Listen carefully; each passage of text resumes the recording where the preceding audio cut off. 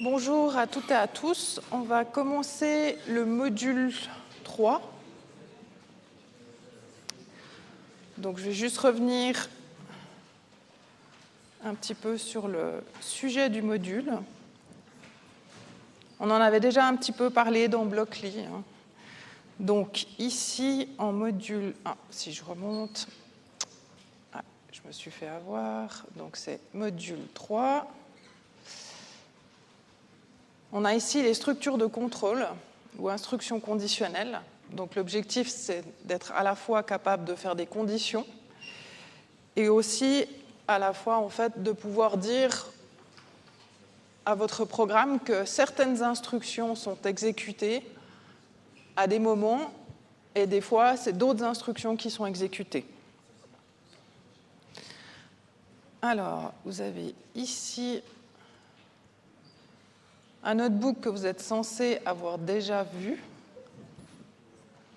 avec des exemples d'instructions conditionnelles. Donc, on part toujours de ce principe-là. Si la condition est vraie, alors ça va exécuter le bloc d'instruction 1, et sinon, ça exécutera le bloc d'instruction 2. Après, tout le chapitre est surtout basé là-dessus, c'est-à-dire est-ce que la condition est vraie et comment est-ce qu'on fait une condition. Donc, tous les exercices qu'on va faire vont utiliser des conditions différentes. Parfois, on va se répéter parce que c'est aussi le but pour vous de vous entraîner. Et puis, vous allez le voir plus sous cette forme-là. Soit, par exemple, ici, un if, avec quelque chose qui est imprimé tout de suite si l'âge est plus grand que 30, ou sinon, quelque chose d'autre. Ici, la même chose. Donc, on voit que finalement, c'est un peu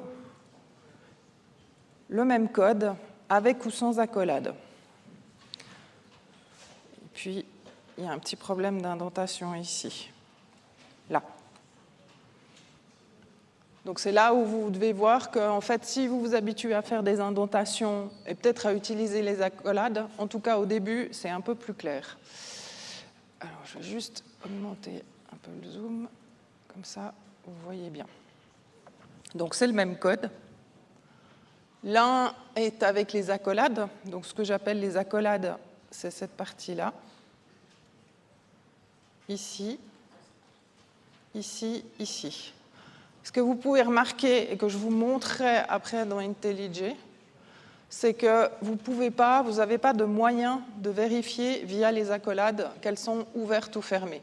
On verra que dans un environnement de développement, on a des outils en fait pour faire attention à ça. On voit aussi que la condition est entre parenthèses, donc c'est pour ça que vous le voyez ici, la condition est entre parenthèses, et puis il y a des accolades pour les blocs.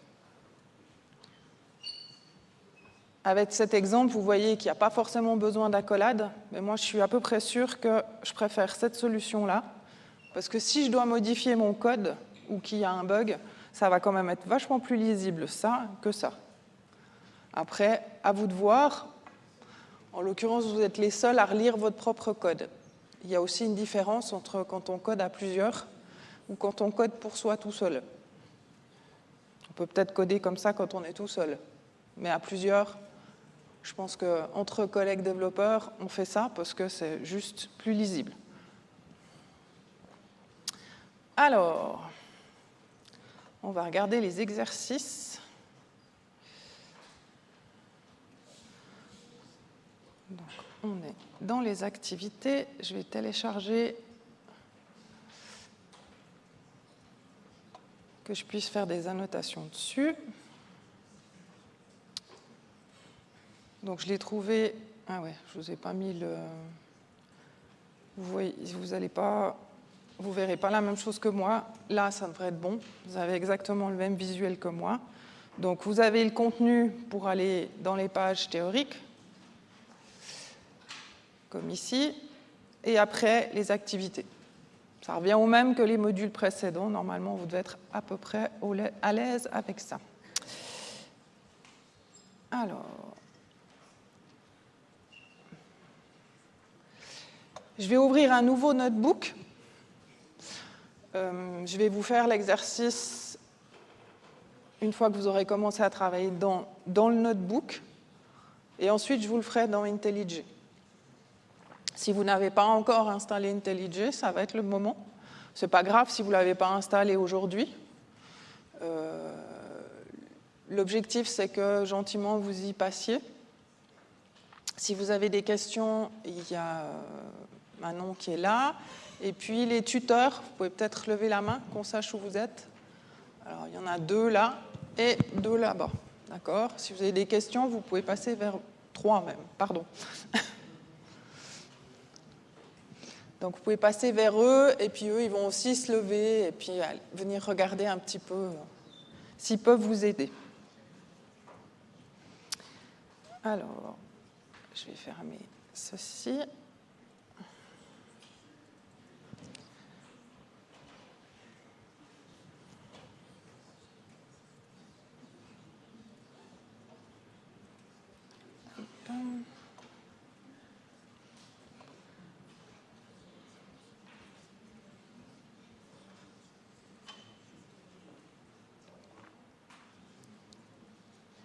Voilà.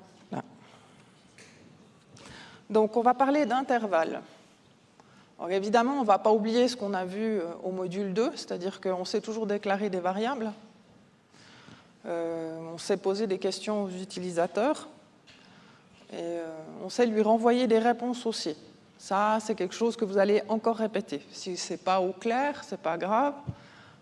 Avec les nouveaux exercices, vous allez de facto répéter. Alors, je vais regarder un petit peu ce que j'ai là. Donc, on est en train de parler d'un intervalle où on s'intéresse à A, B et C.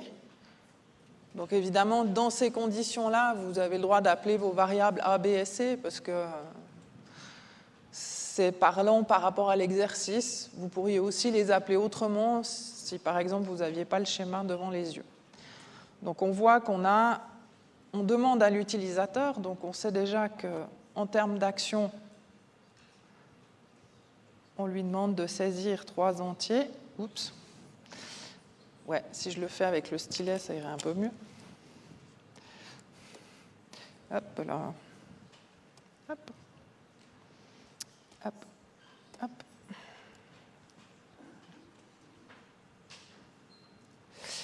Et puis les entiers, j'ai encore été trop loin, demande de saisir à l'utilisateur 3 entiers.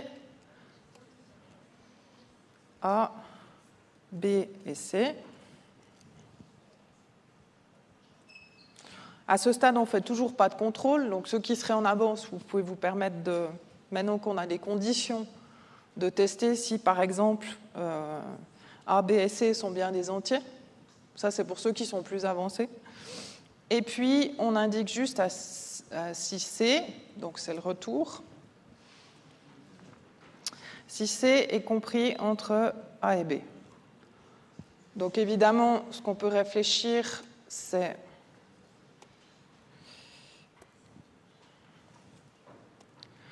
que C pourrait être là, que C pourrait être là, que C pourrait être là, que C pourrait être là. Donc, votre condition, elle doit prendre en compte toutes ces possibilités en fait de C. Pas seulement celui qui est là au milieu. Celui qui potentiellement est avant, celui qui potentiellement est après, ou qui est directement sur les bornes. Je vous laisse commencer.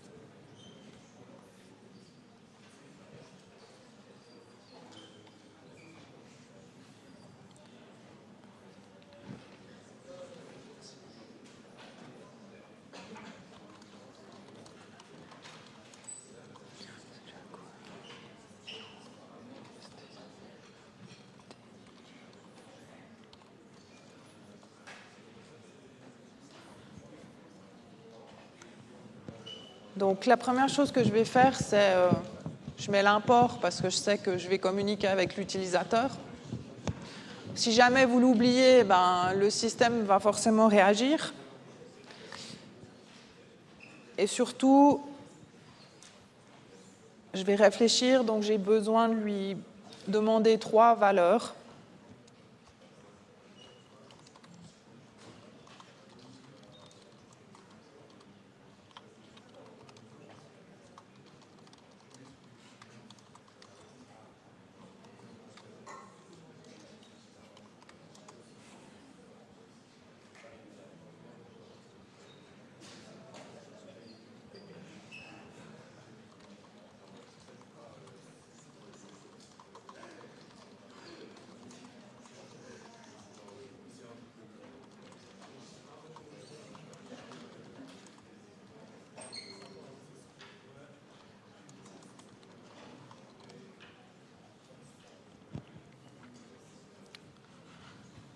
Donc voilà mes 2 parties de code.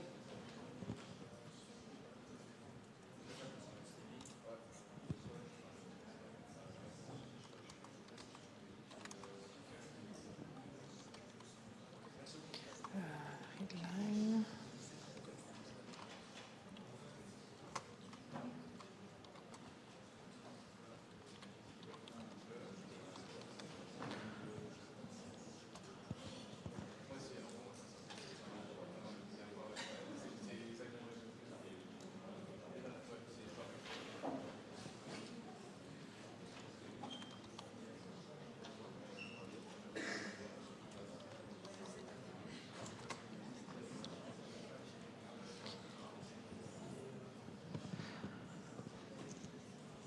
Si je ne suis pas sûr de mon import, ça ne sert à rien en fait que je fasse un copier-coller de ma ligne. Donc je vais tester tout de suite pour voir. Comme je suis encore dans, je suis encore dans les notebooks, je vais voir tout de suite s'il y a quelque chose dans A, parce qu'il va me l'indiquer.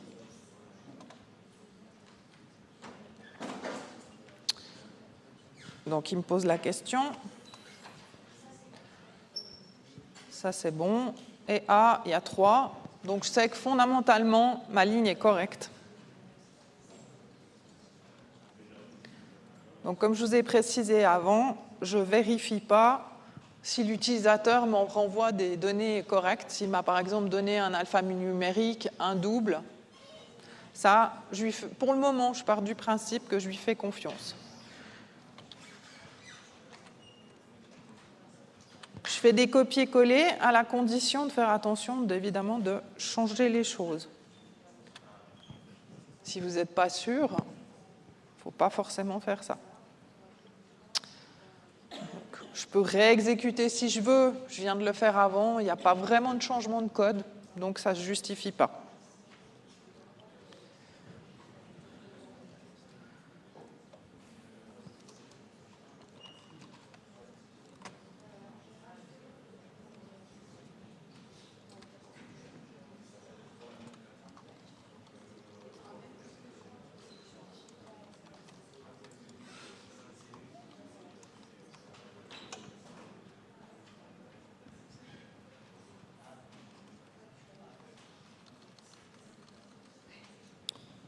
Alors, je vois que je vous ai dit qu'il fallait tenir compte aussi de ces éléments-là.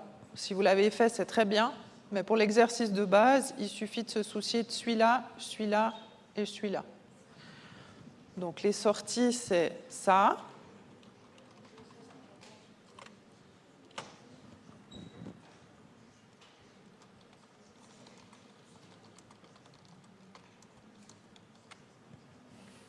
Et ça.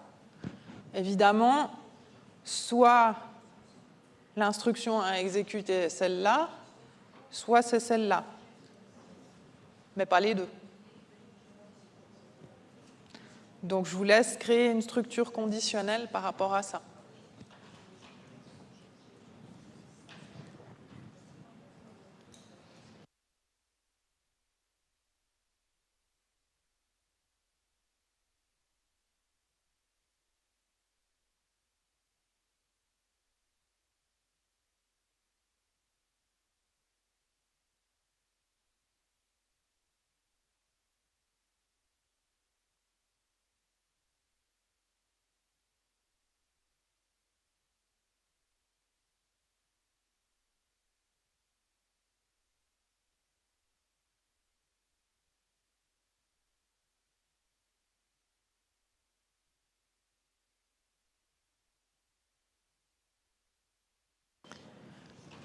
Je fais juste un switch sur l'affichage, donc c'est par rapport à après. Donc vous inquiétez pas, ça ne vous concerne pas forcément tout de suite.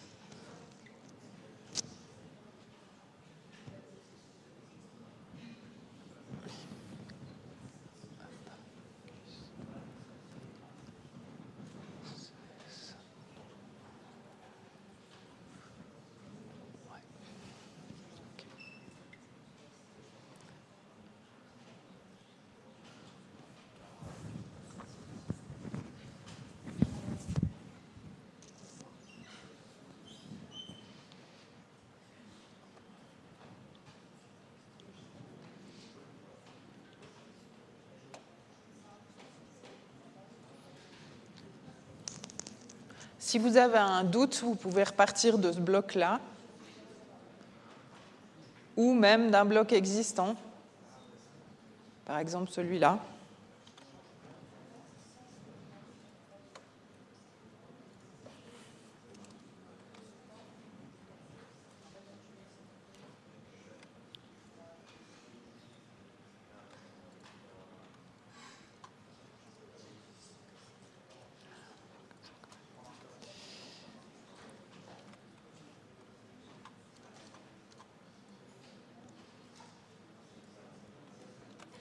Alors je vous propose de réutiliser le code parce que des fois au début, quand on commence, puis qu'on a une belle page blanche, c'est un peu comme quand on écrit un roman, c'est pas toujours facile.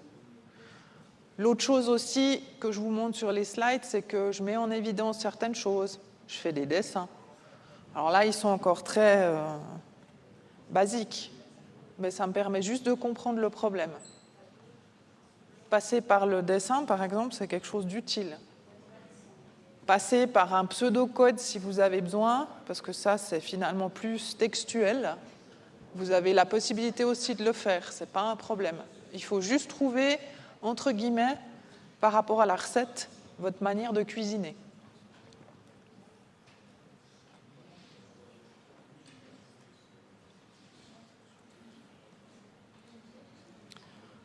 Alors évidemment, ça, ce n'est pas tout à fait correct. Donc, ce que je peux faire, on va laisser tomber l'espace d'un instant ces éléments-là, hein, pour se concentrer déjà sur les autres. Donc,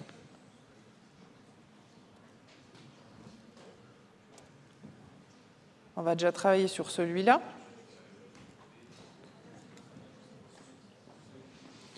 Donc, ça veut dire que C n'est pas dans l'intervalle entre les deux.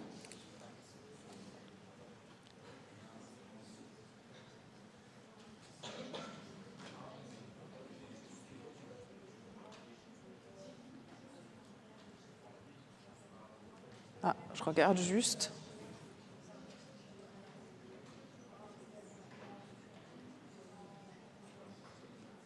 Ok, c'est intéressant. J'étais partie sur une autre chose, mais je vois que la solution que je peux vous proposer, c'est directement d'aller là-dedans. En me disant que A, dans ce cadre figure-là, C est plus grand que A et C est plus petit que B.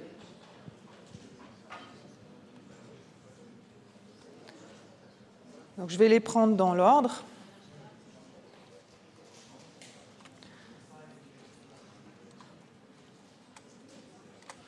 Donc la première chose, c'est que je me rends compte que j'ai besoin de deux conditions. Comme j'ai dit, C est plus grand que A. A est plus petit que C, ça marche aussi dans l'autre sens. Et C est plus petit que B.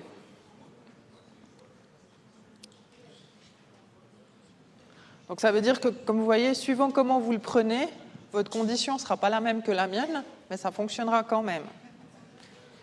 Je pourrais aussi partir en effet de C.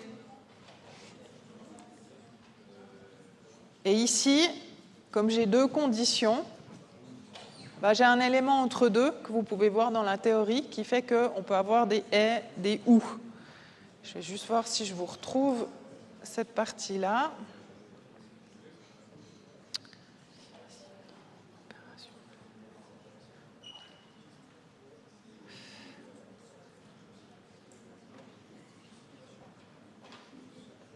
Voilà, c'est ça.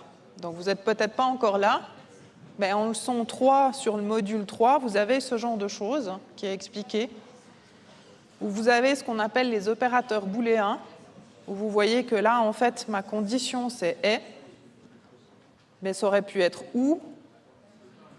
Ceux-là sont plus à mettre juste avant une valeur. Mais en tout cas, j'aurais eu le choix entre « est » ou « ou » dans mon cas de figure-là. Je vous laisserai après aller voir un petit peu les exemples qu'il y a ici, si ce n'est pas clair pour vous.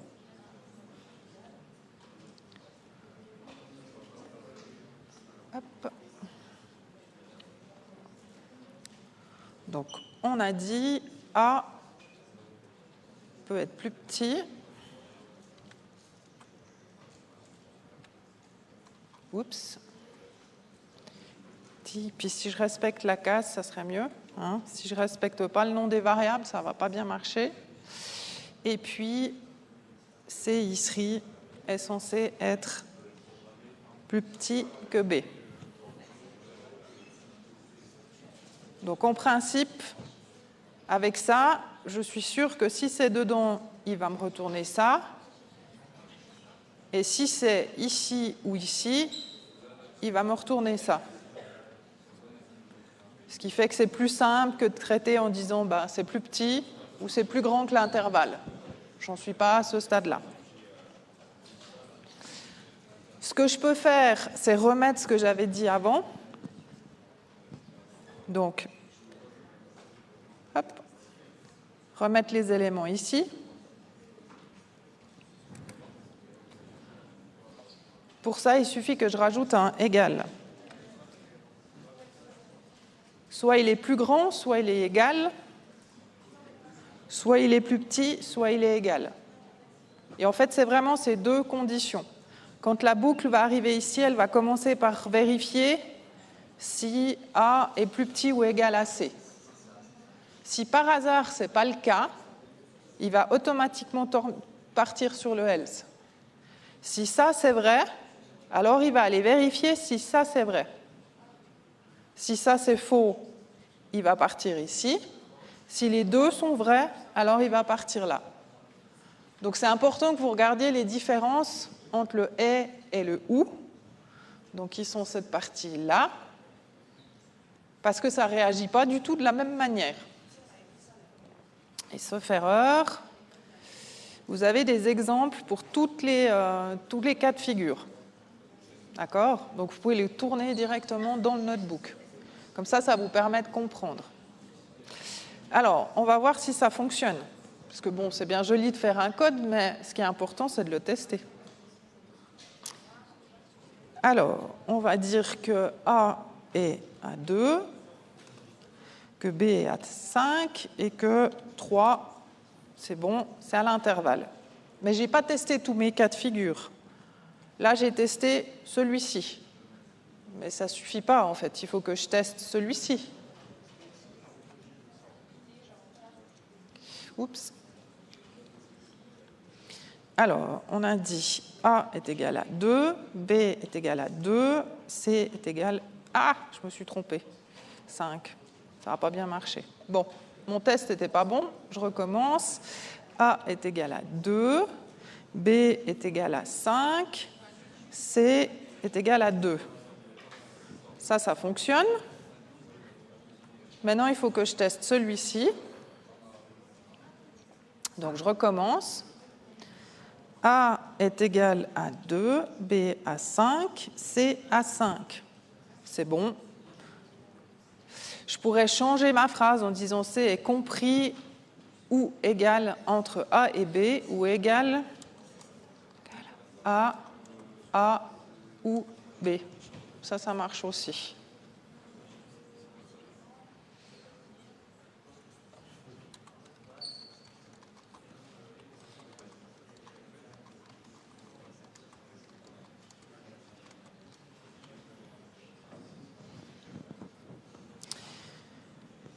Maintenant, il faut que j'exclue aussi ces éléments-là. Donc, vous vous rendez compte que quand vous faites un if-else, bah, tout d'un coup, vous avez plein de tests à faire pour vérifier que votre code fonctionne.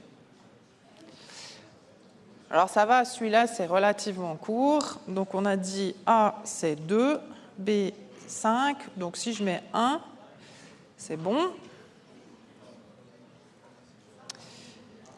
2, 5. Si je mets 7, c'est bon aussi. Donc j'ai vérifié tous mes cas de figure. Ça fonctionne. Si j'avais voulu dire en fait que c'était d'un côté ou de l'autre, c'est-à-dire est-ce que C était plus petit que l'intervalle ou plus grand que l'intervalle, à ce moment-là, j'aurais dû complexifier le if-else. Si vous avez envie de le faire et de le montrer à un des tuteurs, vous pouvez. Sinon, moi, je vous propose de passer sur IntelliJ.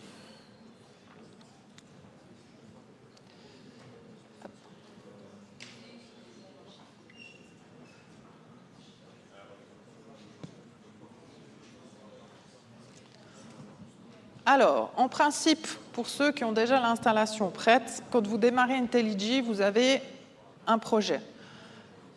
La grosse différence avec les notebooks, c'est que vous avez vu que je pouvais mettre plusieurs exercices dans mon notebook. Dans un IntelliJ, ce n'est pas possible, en fait. Chaque projet doit avoir un nouvel exercice. Ou alors, vous avez la capacité de stocker chaque main.scala ailleurs et puis de les remettre dans votre projet quand vous voulez. Donc, si je crée un nouveau projet, donc j'ai déjà installé la partie Scala, qui est indiquée là-dedans, et puis j'ai un SDK ici. Surtout pas un SDK 3. quelque chose. En soi, ça va fonctionner, mais ce n'est pas le Scala qu'on vous enseigne, il y a des différences. Et la deuxième chose pour laquelle il ne faut surtout pas le faire, c'est qu'ensuite, quand vous allez rendre vos exercices et qu'on va faire des corrections par les pairs, bah, votre exercice sera faux, parce que les autres ne pourront pas, en fait, le faire tourner dans leur système.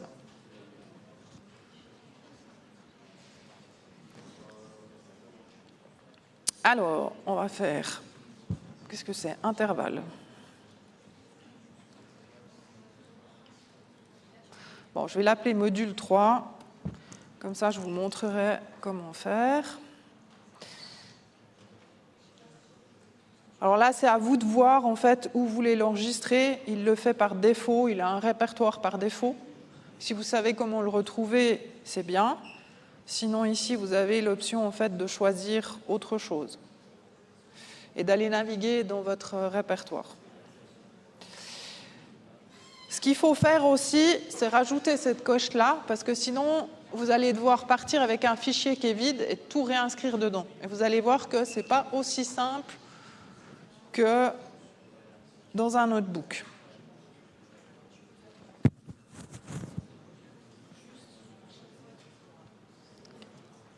Alors, ouais, c'est peut-être un peu grand quand même.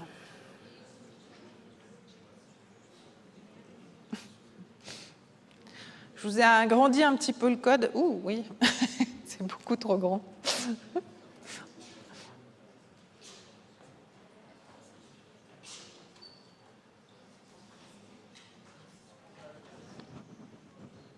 Ouais, comme ça, c'est pas mal. Donc, pourquoi je vous propose d'avoir le code par défaut? C'est parce que ces deux éléments-là,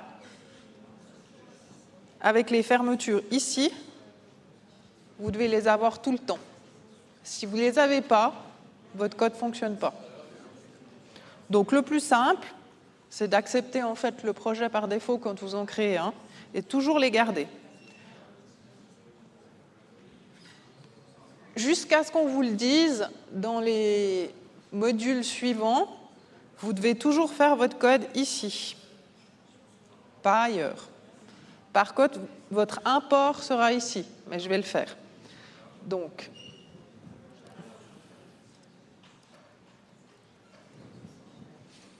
alors déjà, ce que vous pouvez remarquer, c'est que contrairement au notebook, il me propose des choses.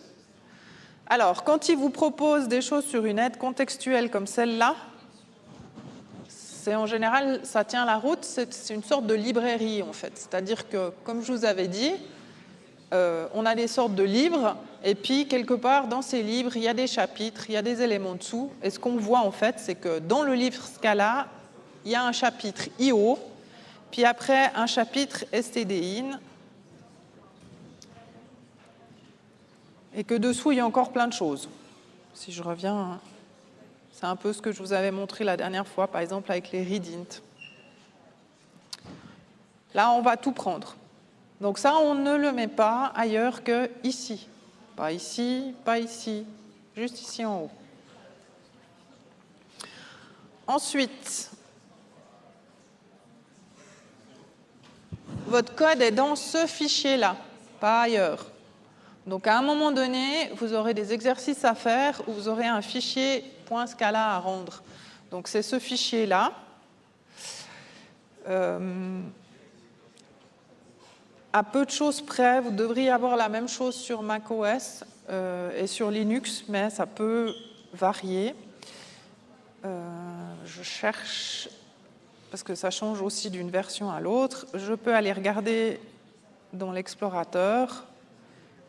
Et vous voyez ici que c'est sur mon C, dans mon utilisateur, en l'occurrence là c'est le mien, mes projets IntelliJ, j'ai appelé ça module, source, ici j'ai un fichier main.scala. Donc si vous voulez sauvegarder ces main.scala et vous faire par exemple un répertoire module 2, 3, 4, bah, vous pouvez le faire, ça va fonctionner. Vous pouvez aussi les renommer en disant par exemple ça c'est intervalle, mais par contre quand vous allez le remettre dans votre projet, il faudra le renommer main. Je pense qu'une fois que vous aurez fait le premier exercice, bah, de toute façon vous allez devoir faire ces manipulations-là, ça sera plus facile pour vous.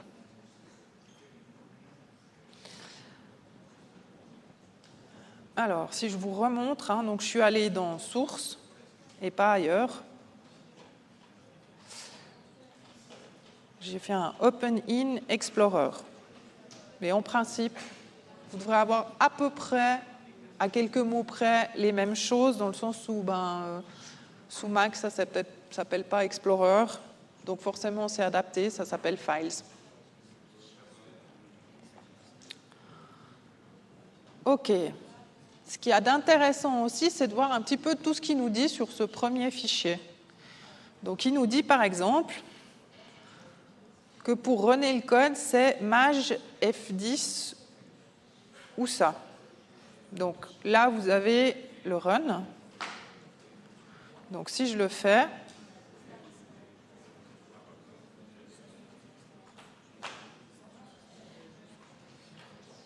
alors la première fois, il faut un peu de temps. Bah, vous voyez qu'en fait là, il me rend sur la console un certain nombre d'informations qui sont liées à ce code. Vous pouvez vous amuser à comprendre le code, c'est l'occasion aussi de voir ce qui se passe. Donc ça, c'est un commentaire, mais avec un type. Donc j'en ai plus besoin, je peux l'enlever. Donc c'est là que vous aurez toujours vos résultats, mais pas forcément les valeurs de vos variables.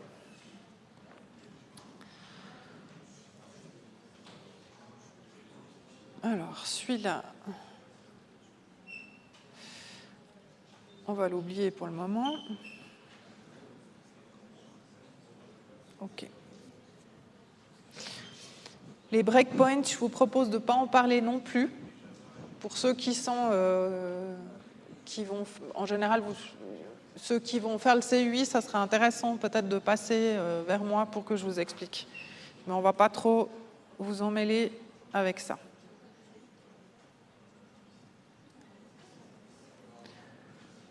Donc, ce que je fais, je vais enlever tout le code qui ne m'arrange pas.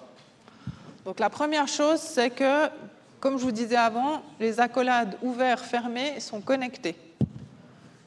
Donc, je sais où elle se situe.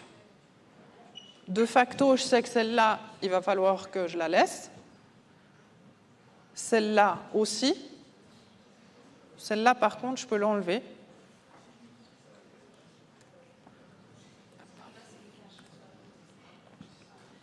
Si vous avez un doute déjà à ce niveau-là, avant de continuer, vous pouvez runner le code une nouvelle fois. Après, il ne va pas se passer grand-chose. Voilà. La seule chose, c'est qu'il va vous dire que, OK, il a fini le code avec le code 0, donc c'est que tout va bien. Il n'y a pas eu de problème.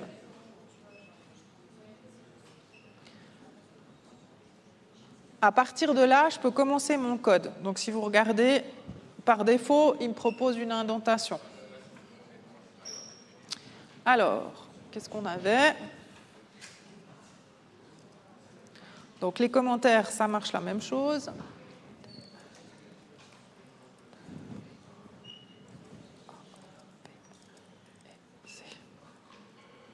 Oups.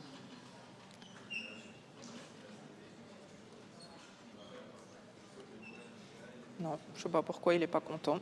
Alors des fois, il propose des choses. Et là, il n'est pas content.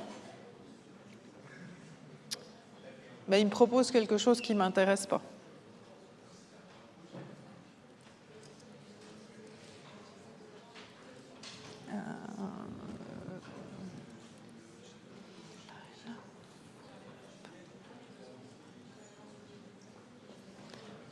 Donc là, vous voyez aussi qu'il me propose des choses. Vous pouvez vous rendre compte que si je fais un read line et que je ne donne pas d'infos à l'utilisateur, ça se passe très bien. Mais je peux aussi lui proposer du texte et je vous avais expliqué l'histoire qui me retourne du texte. Donc ici,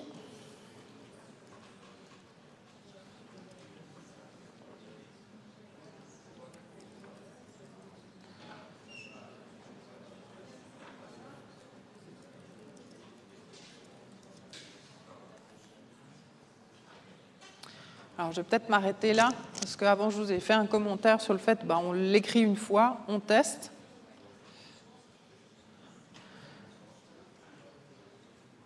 Donc là, il me pose une question. Elle se situe au niveau de la console ici. Vous voyez que l'interface n'est pas tout à fait la même. Donc je lui ai dit 2. Il me dit que tout est bon. Mais il ne me dit pas en fait ce que vaut A. Donc si je re-switch sur le notebook,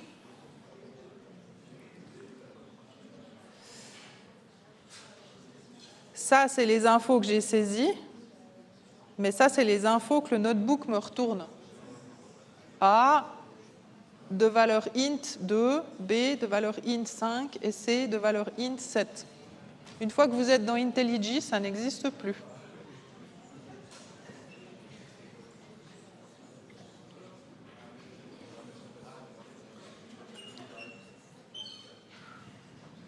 Donc le seul moyen de faire, si je veux vérifier la valeur de A,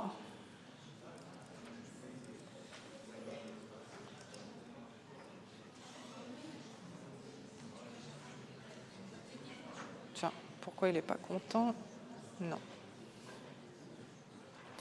Ah oui, je sais pourquoi.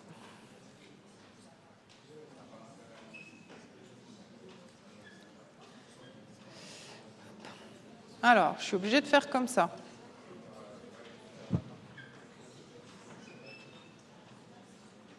Donc là, ça, c'est le 2 que moi, je lui ai transmis.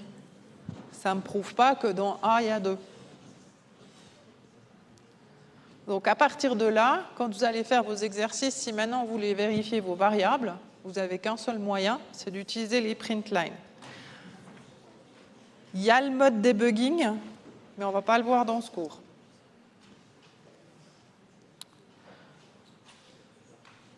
Donc je fais mes copier-coller pour les variables suivantes. Oups. Est-ce qu'il y a d'autres choses à vous montrer?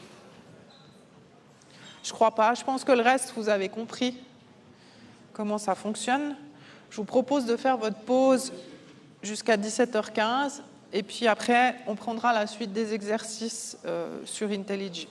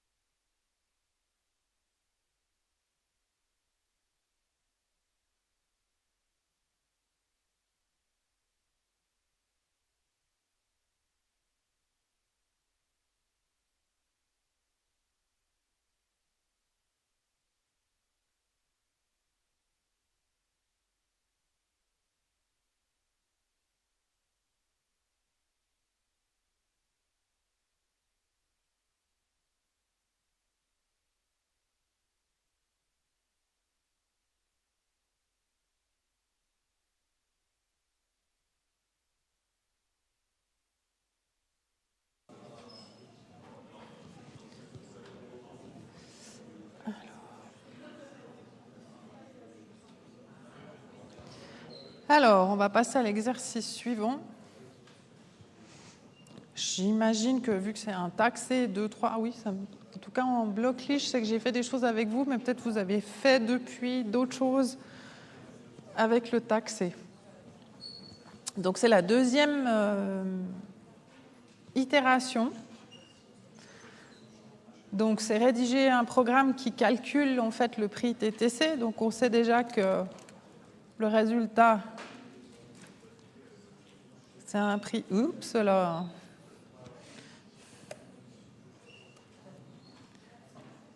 C'est un prix TTC. Bon, il sera en rouge. À partir d'un prix hors taxe.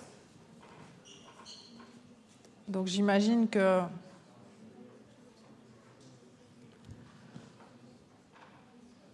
je vais demander le prix hors taxe à l'utilisateur et un taux TVA.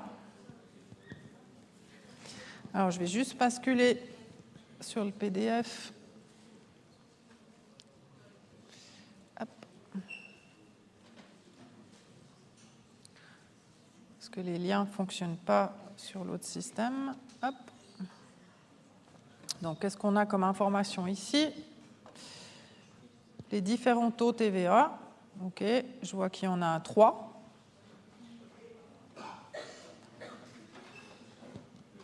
Et c'est une histoire de version de programme. Donc, première version, le programme doit demander à l'utilisateur de choisir entre taux normal et taux réduit. OK. Donc, ici,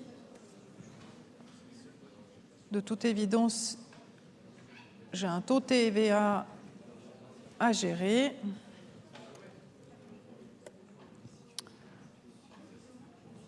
On va mettre ça en vert, en plus large, qui est soit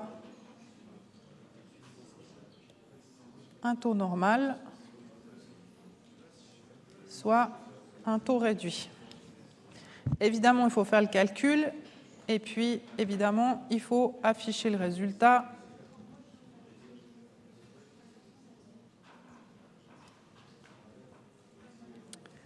qui est ici. Donc, je crois que vous avez toutes les informations pour faire l'exercice.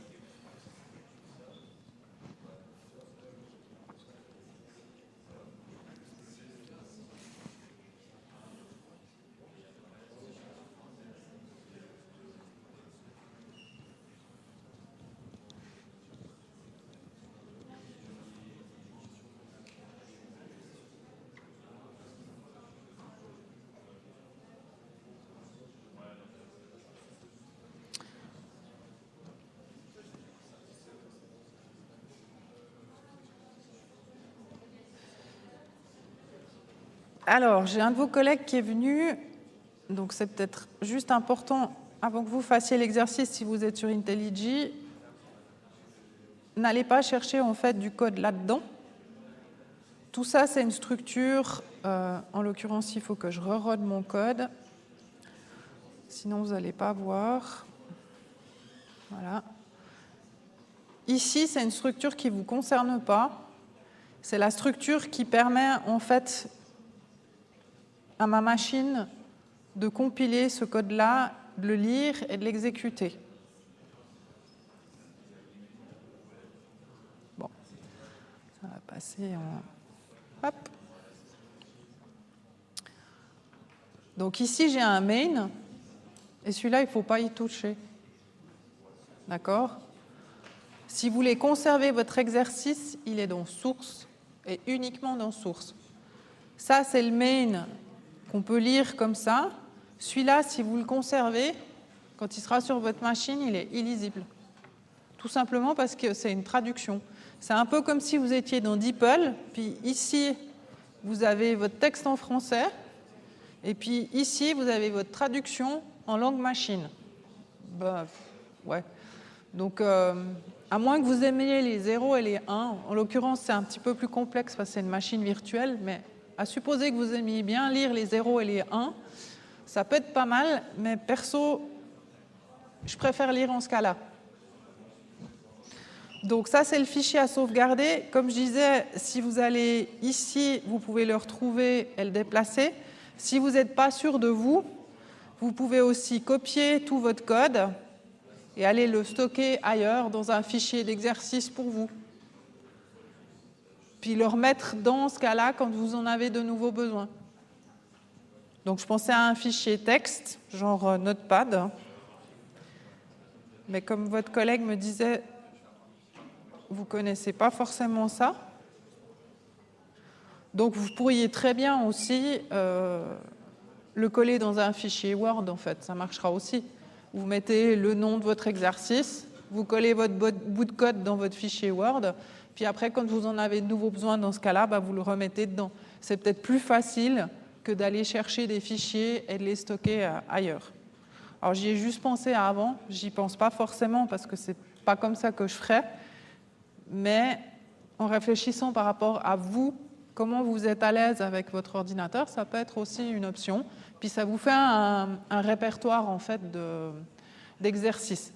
Ce qu'il faut savoir, c'est que vous ne pouvez pas mettre tous vos exercices ici en faisant des new main, ça ne marchera pas. Bien au contraire, tout va planter quand vous allez faire ça. Donc vraiment, conservez votre code ailleurs. L'autre option étant, pour chaque exercice, vous créez un nouveau projet. Ça prend plus de place, vous n'avez pas de manipulation à faire. Ça marche aussi.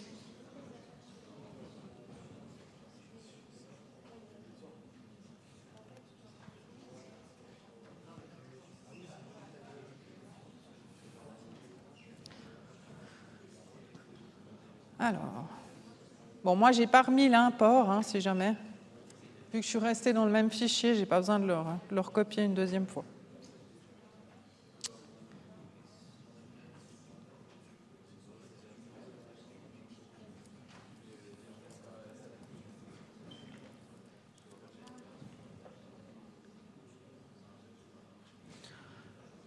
Alors, pour le taux, on pourrait s'imaginer que vous le donnez en double. Si on regarde, ici, c'est 8.1, 3.8, 2.6. Ça pourrait marcher comme ça. Ce qui est plus intéressant, en fait, c'est de se dire que la personne, en fait, va choisir une lettre pour indiquer à l'utilisateur quel type de taux elle a. Et le taux, lui, il va être dans le programme. Comme ça, ça me permet aussi de vous montrer un autre élément.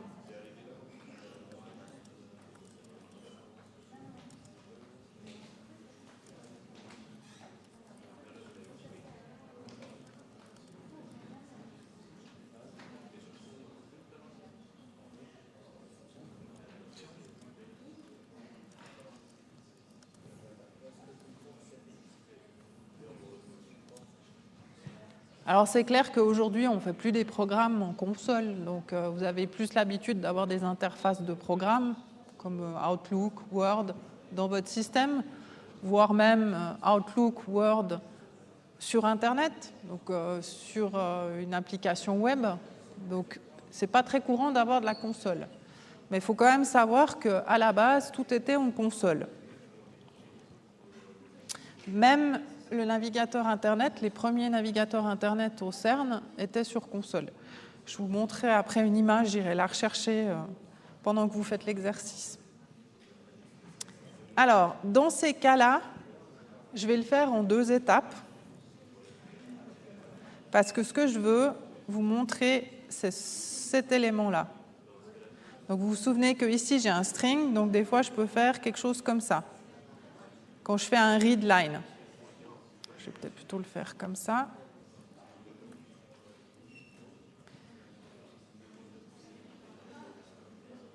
Si je reprends le même élément,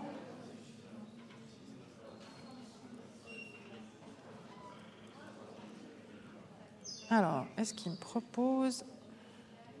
Ah, j'ai oublié quelque chose. Je vais déplacer un peu ça. Et là, vous voyez qu'en fait, je n'ai pas de tout char ou char. Ce que je veux, en fait, c'est qu'il ne me donne qu'un seul caractère. Donc, je ne peux pas le faire comme ça, contrairement au to int, to double. Là, je n'ai pas le choix, en fait. Donc c'est pour ça que ça n'existe pas. Je suis obligée de le faire. Et c'est une des exceptions, c'est pour ça que je vous la montre. Je suis obligée de le faire comme ça et de lire ici l'entrée avec un char. Comme ça, je vais pouvoir dire N ou R. Par contre, si j'avais dit normal réduit, dans ce cas-là, je peux travailler avec les strings.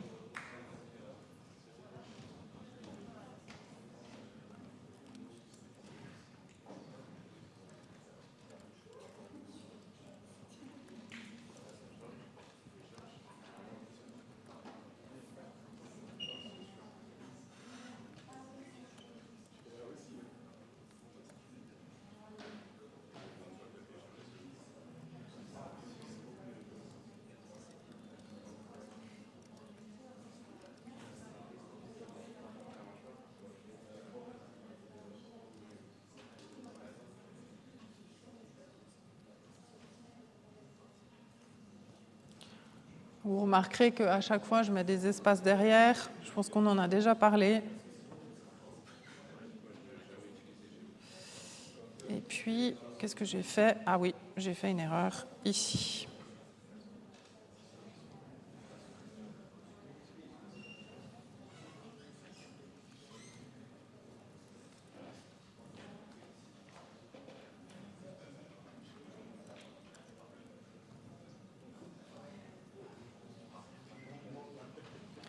Donc ici, je déclare une variable qui est ma variable de résultat, prix TTC. Hein, il est ici. Donc j'ai un prix hors taxe, j'ai un taux, c'est bon, j'ai tous mes éléments, taux, prix hors taxe, prix réduit. Donc si je reviens ici,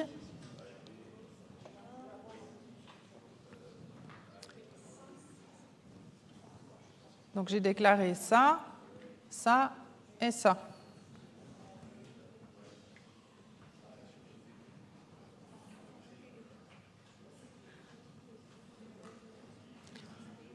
Petite particularité, ça fait un rappel sur le module 2. Ici, j'ai deux vals, c'est des valeurs qui ne changent pas. Par contre, ici, j'ai un var, parce que mon prix, en fait, il va être calculé. Au début, il va valoir 0, et quand je vais faire le calcul, je vais lui donner une autre valeur.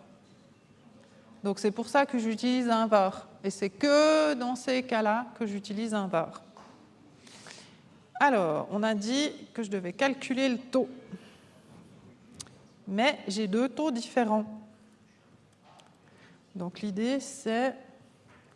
Je vais vous faire directement les sorties console, je pense. Ouais, alors tout en bas...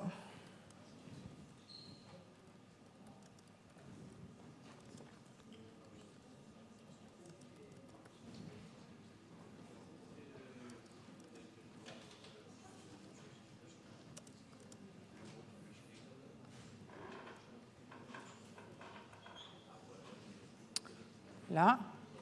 Donc pour le moment, ce n'est pas très intéressant, il sera de 0, quel que soit ce que me dit l'utilisateur.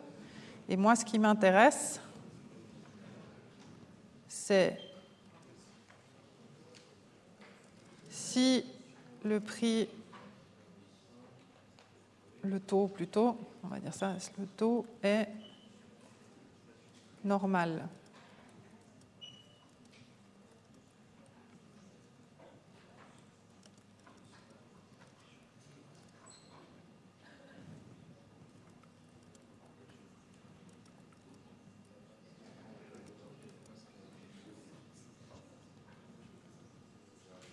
Je vais baisser un peu ça.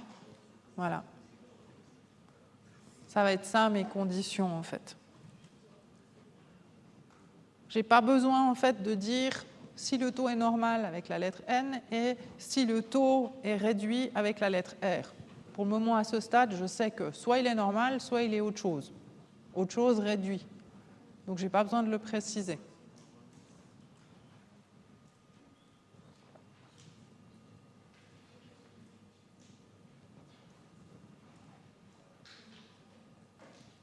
Ce qui fait qu'ici, je devrais avoir quelque chose... non, je ne vais pas le printer tout de suite vu que je l'ai là.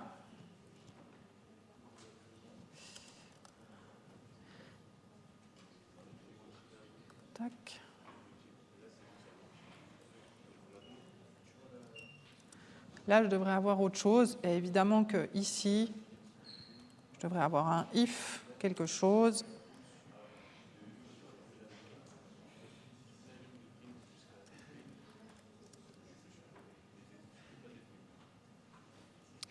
Hop.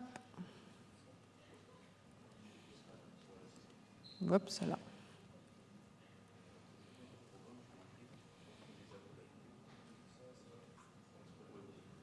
Ah, j'en ai un peu trop là.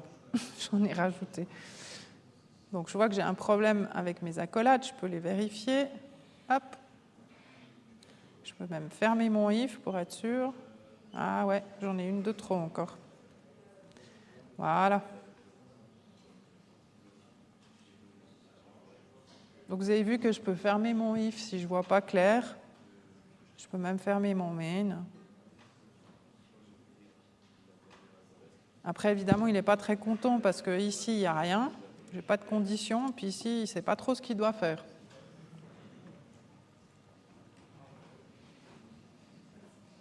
Alors, des fois, il fait des propositions.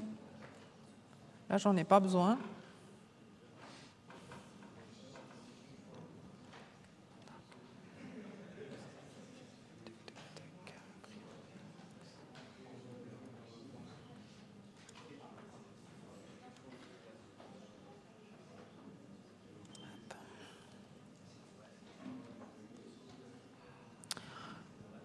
Alors là, je suis partie du principe que je doublais 2 fois mon calcul. Il va me dire que j'écris 2 fois presque le même code.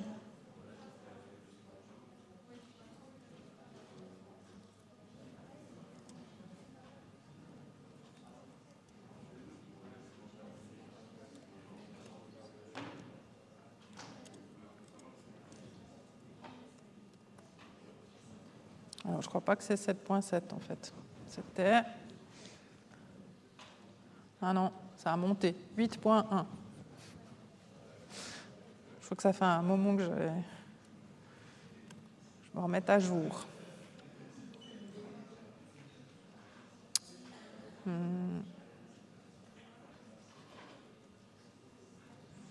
Voilà, j'ai fait une petite bêtise. Ça aussi, ça peut arriver quand vous mettez des accolades. Vérifiez bien que tout d'un coup, vous n'avez pas du code qui soit incrusté dedans. Je me suis retrouvée avec mon print line qui n'a rien à faire en fait dans le if-else. Même chose, si je ne suis pas sûre, je peux fermer. Ah, je vois qu'il y a encore des problèmes. Non, ça c'est bon. Ouais, je pense que c'est juste parce qu'il n'y a pas le code.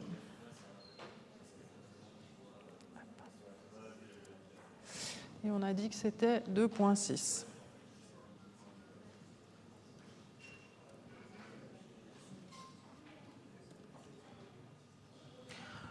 Alors évidemment, je ne suis pas obligée de faire ça. Ça, c'est plus pour vous parce que fondamentalement, après, vous pourriez aussi poser la question du taux à l'utilisateur. Mais en fait, on ne l'a pas fait dans cet exercice-là parce que ce n'est pas très intéressant. Dans le sens où si vous demandez le taux à l'utilisateur, bah, vous n'avez plus de if-else. Il n'y en a juste pas besoin. Donc en fait, on vous demande spécifiquement de le faire comme ça pour avoir un if-else. Et j'ai mis fois 0,01 parce que sinon, évidemment, le calcul, ça ne serait pas à 8,1 mais à 0,081. Ce qui n'est pas très lisible, c'est plus facile en fait. Et quand vous allez poser la question à un utilisateur, jamais il vous répondra « Ah oui, j'aimerais le taux 0,081 ». Ça, ils ne le font jamais. En tant qu'utilisateur, ce qu'on veut, c'est rentrer 8,1% ou 2,6% ou 3,8%. Donc ça vous habitue à vous dire que régulièrement dans vos calculs, vous avez des conversions à faire par sympathie pour les utilisateurs. Alors, est-ce que j'ai fait des bêtises dans mon code? On va voir ça. Ah oui, c'est sûr qu'il y en a une. Je n'ai pas mis de condition. Et puis en plus, il me l'indique ici que taux, je ne l'ai encore pas utilisé.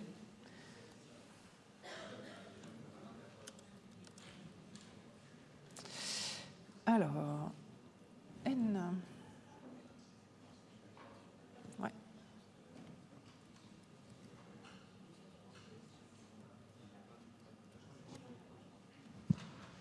Alors ça ne marche pas encore parce que ce qu'il attend, c'est un caractère. Donc si c'était un string, ça serait ça. Il l'accepte, mais ce n'est pas vraiment ce qu'il attend. Ce qu'il attend, en fait, lui, c'est ça. Donc au lieu d'avoir des doubles cotes, c'est des simples cotes. Donc les doubles, c'est parce que vous avez plusieurs caractères l'un derrière l'autre, donc une phrase, un mot, etc.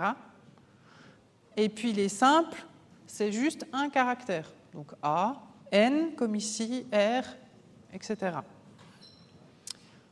Donc on va voir ce que ça donne.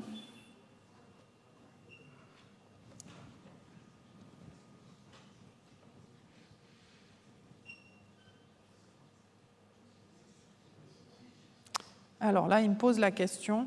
Ouais, j'aurais peut-être pu mettre... Je peux constater, par exemple, quand je fais les choses, qu'il faut peut-être que j'améliore un peu les choses. Réduit, donc on va dire que je veux N. Le prix, je m'arrange pour avoir un prix qui est facile à vérifier. 108.1, ça paraît pas mal. Mais évidemment, maintenant, je dois tester l'autre taux. Alors, je recommence. Il m'a évidemment pris ma correction. Ah, tiens, R, OK. 102.6, ça me paraît pas mal. Bon, je crois que c'est quand même un peu grand.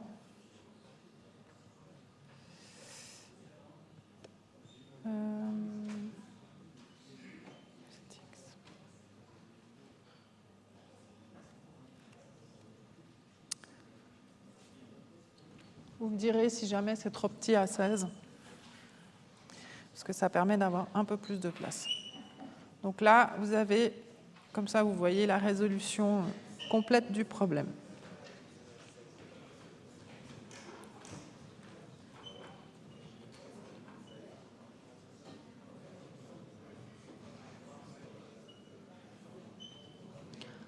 Alors ça, c'est la première version. Puis évidemment, comme il y a 3 taux, l'objectif, c'est de le faire sur les 3 taux.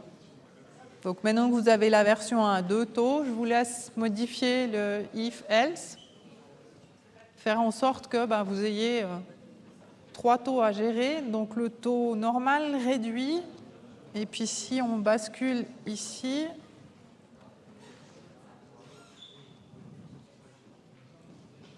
on a un taux spécial à 3,8%.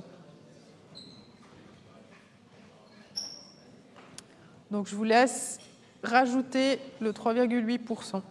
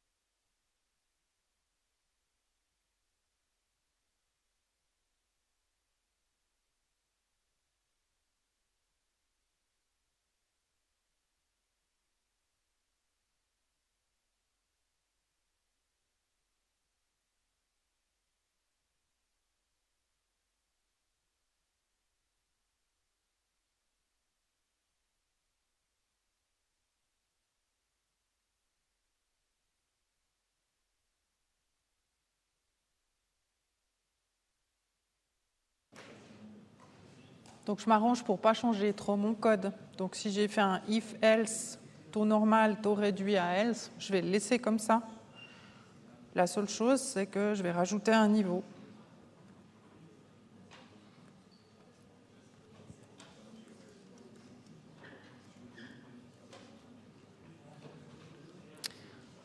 Donc on a dit que c'était taux spécial, donc R. Essayez de prendre un peu moins de place, parce que sinon ça devient long à être lu.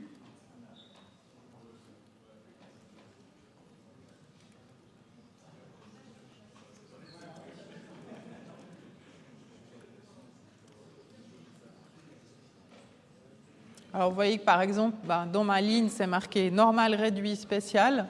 Ça ne veut pas dire pour autant que dans mon code, c'est dans ce sens-là. Mais c'est égal, ça, l'utilisateur, il ne le sait pas.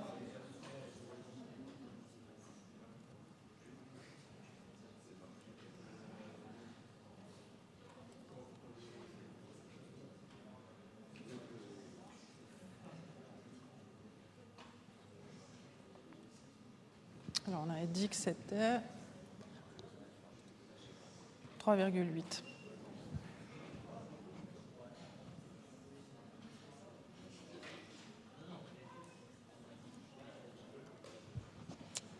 Voilà. À partir de là, j'ai un troisième taux. J'ai un premier if qui demande si c'est n, donc normal. Un deuxième, voilà, j'ai mis un peu d'espace, qui demande un else if.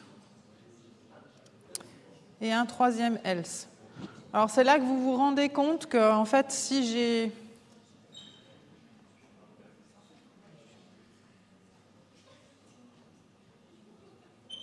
par exemple tout qui est comme ça, dans le meilleur des cas, puis que maintenant j'ai un problème quelque part dans mon else, bonne chance pour trouver. Donc ça arrive parfois en effet que les gens après ils viennent et puis ils disent je ne comprends pas dans mon exercice, je ne sais pas où est le problème. Donc la première chose qu'on va vous demander, c'est de réindenter pour y voir clair.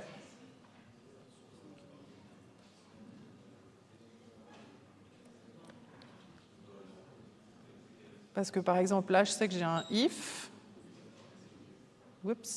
else if, plus un else. Et que c'est beaucoup plus facile pour retrouver mes petits. Et vous verrez que quand vous faites votre exercice, ce n'est pas une ligne que vous avez dans le if. Ça peut être 10, 20, 30 lignes. Donc si vous indentez pas, vous ne savez plus du tout où ça commence et où ça finit.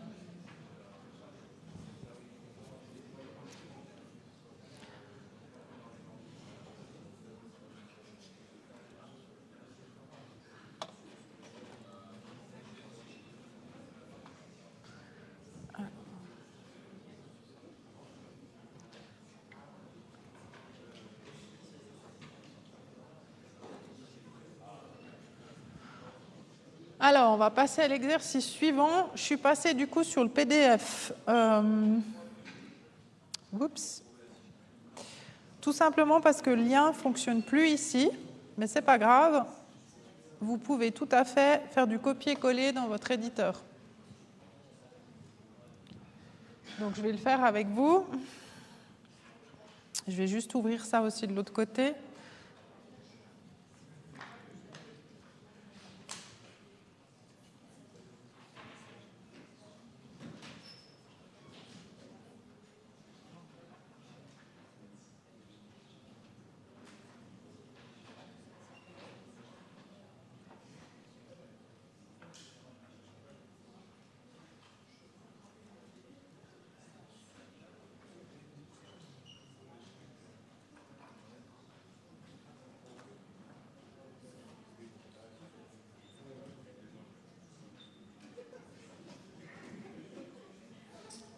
Voilà.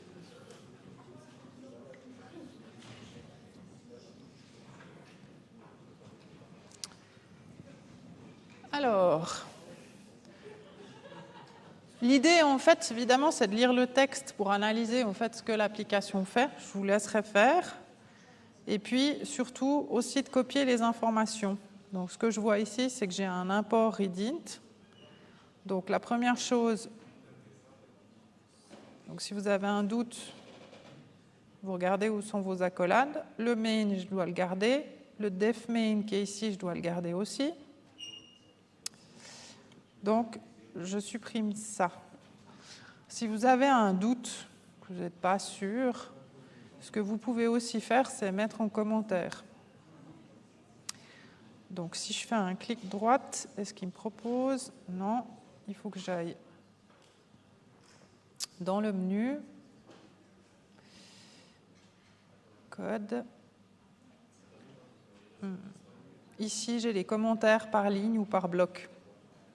Donc, si par exemple, je mets un commentaire par bloc, il met ça devant, un petit espace là, un petit espace là, c'est bon. Et puis après, je peux toujours faire ça, c'est-à-dire je run mon code et je vérifie que tout se passe bien.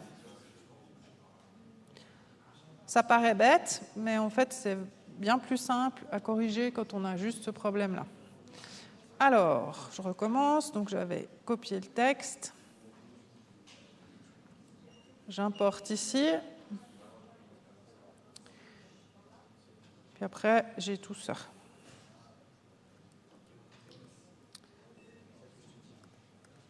Que je mets dans le main. Bon, il va falloir que je mette un peu d'ordre. Je vais voir si...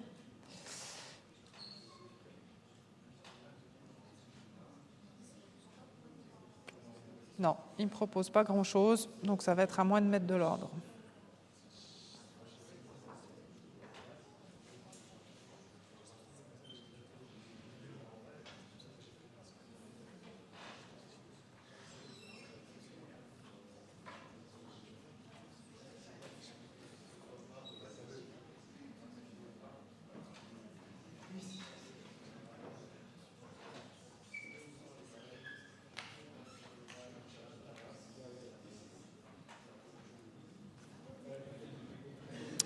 Une fois que vous en êtes là, vous êtes prêt à démarrer en fait sur la résolution du problème. Donc, on a dit que c'était une agence de location, elle loue des véhicules. 120 francs la journée plus le kilomètre, un peu comme une mobility. Ce programme permet de calculer le prix, mais il ne fonctionne pas. Donc déjà, est-ce que vraiment il ne fonctionne pas? Alors ce que je constate en tout cas, c'est que là j'ai quelque chose de rouge. Donc à mon avis, ça ne va pas trop bien se passer. Je peux toujours essayer. OK. Et là, je vois que j'ai quelques problèmes. Donc là, vous voyez qu'il me dit que j'ai un souci ici, en ligne 8. A priori, il y a quelque chose qu'il n'aime pas en ligne 9. Non plus en ligne 11. Et pas là non plus. Donc essayez un petit peu de corriger ce code par rapport aux erreurs. Donc on vous montre ça parce qu'en fait, la réalité, c'est que quand on code, on a toujours des erreurs. En fait, les bugs dans les programmes proviennent des développeurs. Donc on fait toujours des erreurs. Par contre, on apprend à les résoudre, y compris avec des messages des fois qui sont, j'admets, pas très parlants. Mais c'est marrant quand on les revoit plusieurs fois, quand on les reçoit plusieurs fois, à la fin, on sait comment les corriger.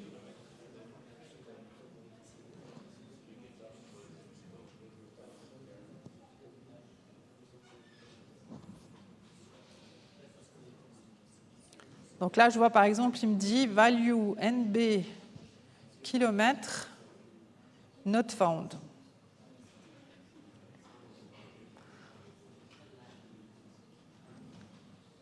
J'imagine que c'est celui-là. Il y a de grandes chances que ça aille déjà mieux.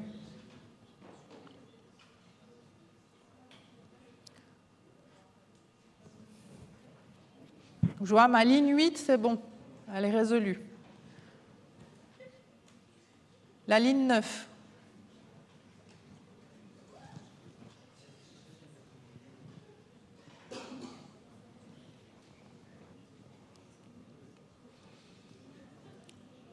Bon, il me dit que j'ai fait une erreur de type. Lui, il a trouvé double, mais il attend int. Est-ce que le prix ici, il a été déclaré comme un int? C'est sûr.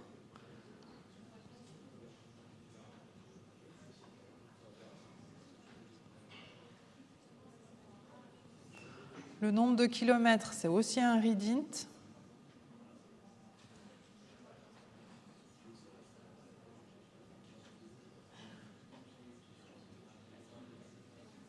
Je pense que donc du coup, je suis obligée de dire que quelque part, mon prix, c'est pas très cohérent que je l'ai mis en fait en entier.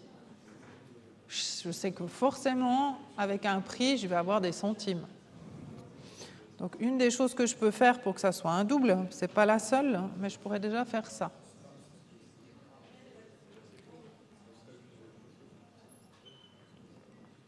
Donc ça passe mieux. Quel est le nombre de kilomètres? Alors, on va dire, on a dit que c'était 10. Le prix de location est de 125,5. Alors, il faut que je calcule. Qu'est-ce qu'on a dans la donnée? Je vais peut-être vous la montrer ici. Donc, 120 francs par journée et 55 centimes le kilomètre. J'ai dit que je faisais 10 km. Il m'a bien facturé les 120 francs. Alors, ce que je peux faire, c'est refaire le calcul moi-même, mais a priori, je pense que ça doit fonctionner. Je vais juste faire le calcul.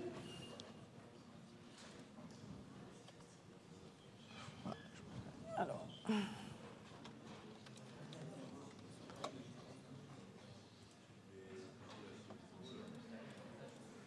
Plus, on a dit combien? 10 km.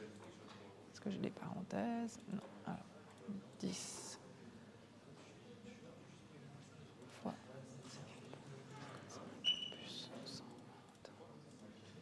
125,5. Ça a l'air de fonctionner. Donc, a priori, ça fonctionne. J'ai résolu tous les problèmes. Ce que je peux faire, c'est me dire, OK, je ne suis pas totalement sûr. Je vais essayer une autre formule. Si je lui donne 0 km, 120, ça passe pas mal. Je peux encore essayer un autre en me disant, OK, facile, 1 km. Ouais, donc c'est bon. Mon programme fonctionne. J'ai vérifié en fait que le prix soit correct.